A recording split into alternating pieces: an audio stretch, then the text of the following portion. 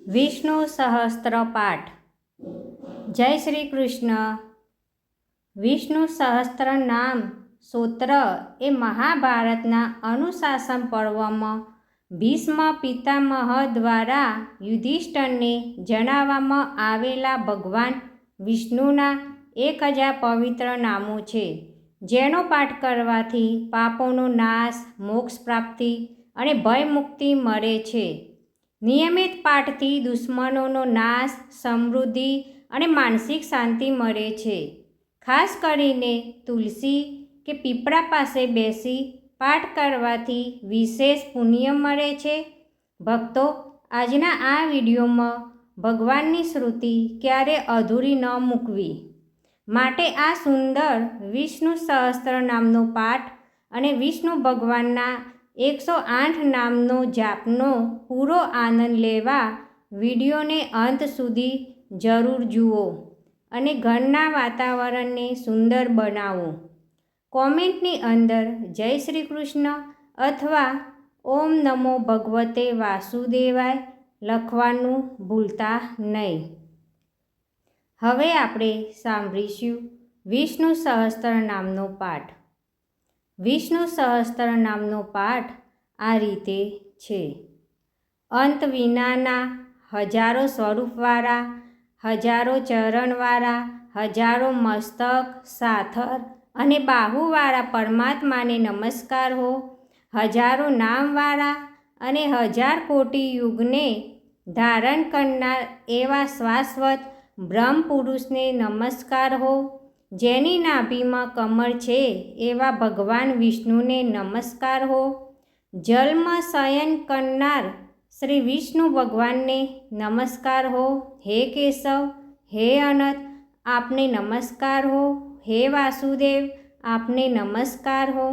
હે વાસુદેવ, આપની વાસનાથી 3 લોક વાસનાવાળા વ્યાપત થયા છે અને સર્વ પ્રાણી પદાર્થના આપ નિવાસસ્થાન રૂપ એવા હે વાસુદેવ, આપને નમસ્કાર હો.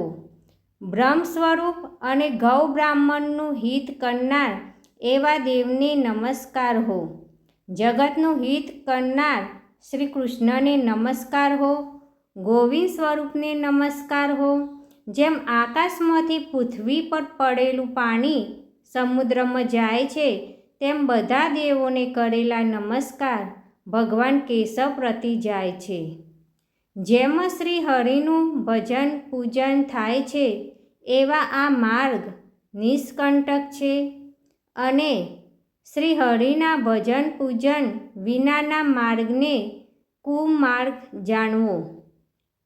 બધા વેદો જાણવાથી જે પુણ્ય થાય છે અને સર્વ તીર્થયાત્રાથી જે ફળ મળે છે તે સમગ્ર ફળ દુષ્ટોનો નાશ કરનાર શ્રી વિષ્ણુ ભગવાનની સ્તુતિ શ્રદ્ધાપૂર્વક કરવાથી મળે છે. જે મનુષ્ય શ્રી હરિના મંદિરમાં નિત્ય 3 વાર પ્રભાત, મધ્યાહન અને સાયંકાળ 2 કે 1 વાર આ વિષ્ણુ સહસ્ત્ર નામનો પાઠ કરે છે, તેના સર્વ પાપ કર્મો નાશ પામે છે. જે મનુષ્ય આ સ્તોત્રપત્રનો પાઠ ભાવ ભક્તિથી કરે છે, તેના શત્રુઓ બળી જાય છે, તેના ઉપર સર્વ ગ્રહો શાંત રહે છે અને તેના સર્વ પાપ વિનાશ પામે છે.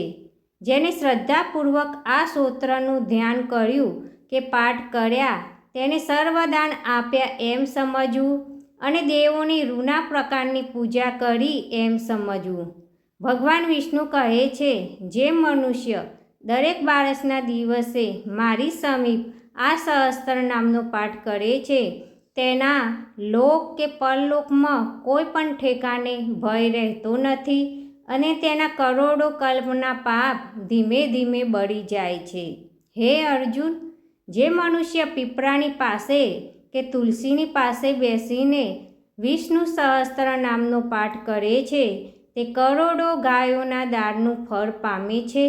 વળી જે મનુષ્ય નિત્ય શિવાલય અથવા તુલસીના વનમાં બેસીને નિત્ય શ્રી વિષ્ણુ સહસ્ત્ર નામનો પાઠ કરે છે, તે મોક્ષ પામે છે અને તેના બ્રહ્મ ઇત્યાદિ ઘોર પાપ હોય તો પણ તે સર્વનાશ પામે છે, એવું ચક્રધારી ભગવાનનું વચન છે. ઇતિ શ્રી જન્મ મહાભારત ભીમ યુધિષ્ઠિર સંવાદે શ્રી વિષ્ણુ દિવ્ય સહસ્ત્રના શ્રુતિ સંપૂર્ણમ. ભક્તો, વિષ્ણુ સહસ્ત્ર નામના પાઠમાં ભગવાન વિષ્ણુના 1000 નામનો ઉલ્લેખ કરવામાં આવે છે, પણ આપણે વિષ્ણુ ભગવાનના 108 નામનો જાપ કરીશું.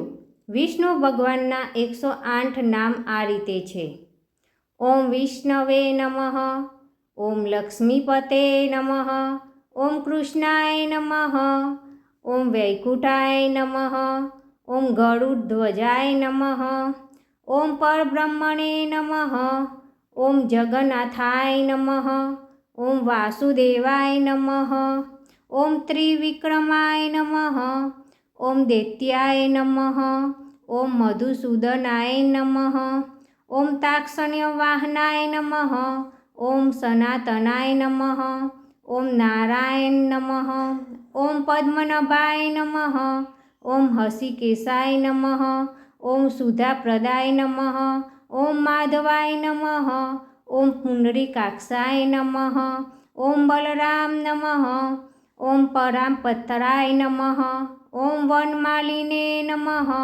ઓમ યજ્ઞરૂપાય નમઃ, ઓમ ચક્રપાણાય નમઃ, ઓમ ગદાધરાય નમઃ, ઓમ ઉપેન્દ્રાય નમઃ, ઓમ કેશવાય નમઃ, ઓમ હંસાય નમઃ, ઓમ સમુદ્રમંથનાય નમઃ, ઓમ હરણ્યે નમઃ, ઓમ ગોવિંદાય નમઃ, ઓમ બ્રહ્મજનકાર્ય નમઃ, ઓમ અખિલેશ નમઃ, ઓમ શ્રીધરાય નમઃ, ઓમ કામજનકાય નમઃ, ઓમ શેષાયને નમઃ, ઓમ ચતુર્ભુજાય નમઃ, ઓમ પાંજન્યધરાય નમઃ, ઓમ શ્રીમતે નમઃ, ઓમ સારંગપાણાય નમઃ, ઓમ જનાર્દનાય નમઃ, ઓમ પીતાંબરધરાય નમઃ, ઓમ દેવાય નમઃ, ઓમ સૂર્યચંદ્ર વિલોચનાય નમઃ, ઓમ મત્સ્યરૂપાય નમઃ, ઓમ કુર્મતનવે નમઃ, ઓમ વરાય રૂપાય નમઃ,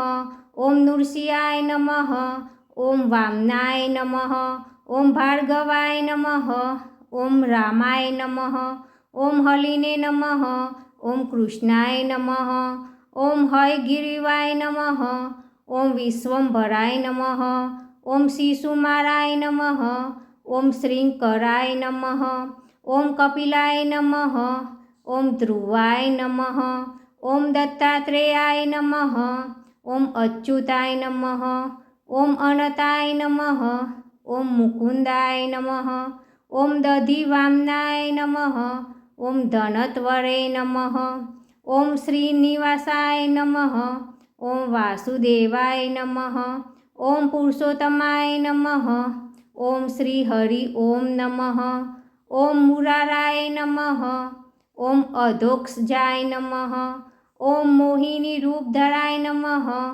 ઓમ સંકર્ષણાય નમઃ, ઓમ પૃથ્વે નમઃ, ઓમ નમો નારાયણ નમઃ, ઓમ ભૂતાત્મને નમઃ, ઓમ અનિરુદ્રાય નમઃ, ઓમ ભક્તવત્સલાય નમઃ, ઓમ નારાયણ નમઃ, ઓમ ગજેન્દ્રવરદાય નમઃ, ઓમ ત્રિધાત્મને નમઃ, ઓમ ભૂતભાવનાય નમઃ, ઓમ શ્વેતદીપ નિવાસિને નમઃ, ઓમ સૂર્યમંડલ મધ્યગાય નમઃ, ઓમ સનકાદિ મુનિધેયાય નમઃ, ઓમ ભગવાનને નમઃ, ઓમ શંકર પ્રિયાય નમઃ, ઓમ નીલમેઘશ્યામલાય નમઃ, ઓમ ધરાકાંતાય નમઃ, ઓમ વેદાત્મને નમઃ, ઓમ બાદરાયણાય નમઃ, ઓમ કૃષ્ણાય નમઃ, ઓમ સંતાપ્રભવે નમઃ, ઓમ સ્વયંભુવે નમઃ, ઓમ ઘનશ્યામાય નમઃ, ઓમ જત્કારણાય નમઃ,